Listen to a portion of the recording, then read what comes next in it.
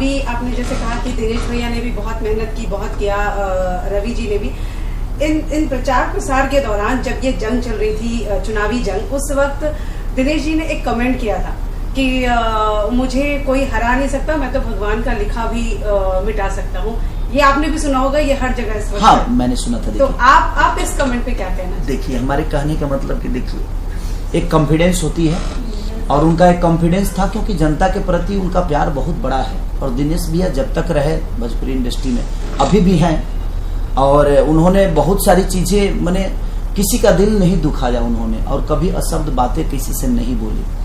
भगवान का लिखा, देखिए मैं क्या बोलता हूँ कि रेखा जो होती है ना, रेखा में नहीं लिखा रहता है कि आप प्रधानमंत्री बनेंगे। आपकी मेहनत, आपकी लगन, एक चाय बेचने वाला नरेंद्र मोदी बन सकता है। एक साधु आदमी, आज एक मंत्रालय मिल गया वो सारंगी जी को, मैंने सुना, मैं कल बैठकर भावुक हो गया उनकी चीजों को देख के। तो आज जो भी चीजें हैं, और जब हम गरीब थे, जब मैं लिट्टी बेचता था, तो दुनिया के नजर में मेरी अहमियत क्या होगी कि अरे यार ये स्टार थोड़ी बन सकता है, ये फालतू चीजें गा रहा है, 2000 की कर रहा है चीजें। तो दुनिया के नजर में मेरी अहमियत बड़ी नीची थी, लेकिन मैंने कोशिश की तो मैं यहां तक पहुंचा, लोगों के दिल में पहुंचा, लोगों के दिमाग में पहुंचा, लोगों के घर में पहुंचा, पूरे शहर में पहुंचा, एक परमाणु बम की तरफ हटा मैं। तो लोगों को ये लगता है कि बारूद अगर इतना है तो ये बड़ा नहीं हो सकता, लेकिन वही बारूद छोटी जगह पे अगर फट जाता है तो नुकसान करके जाता है। तो वो उनका एक कॉन्फिडेंस था। और मैंने एक चीज देखा था कि वो, उनका कहना यह था कि वो सच्चाई के साथ हैं तो उनको कोई नहीं हरा सकता, क्योंकि झूठ बोलने वाले को कोई हरा सकता है, जो सच्चे लोगों के साथ हैं उनको कौन हरा सकता है।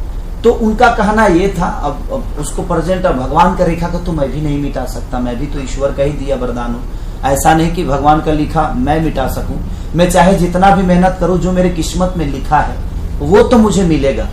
अगर मुझे स्टार बनना था तो मैं मेहनत, ठीक है, मेहनत जरूरी है, संघर्ष आप करेंगे तो कुछ भी पॉसिबल है, लेकिन मेरे कहने का मतलब ये नहीं, जितना पॉसिबल है उतना ही संघर्ष आपको मिलेगा करने के लिए।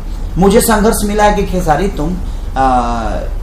मैं लिट्टी बेचता था, तो मुझे ईश्वर चाहता तो मुझे लिट्टी का ब्रांड एम्बेसडर बना देता ना, मेरे बहुत सारे लिट्टी के ब्रांड होते, लेकिन नहीं, ईश्वर को मुझे कहीं और भेजना था, तो वो मेरे किस्मत में वो चीजें थी, तो किस्मत के लिखा तो मैं नहीं मिटा सकता। अगर आपको ये वीडियो पसंद आया हो तो कृपया मेरे चैनल को सब्सक्राइब कर दे और बेल आइकन को प्रेस कर दे। तब तक बने रहिए हमारे साथ, मिलते हैं नेक्स्ट वीडियो में।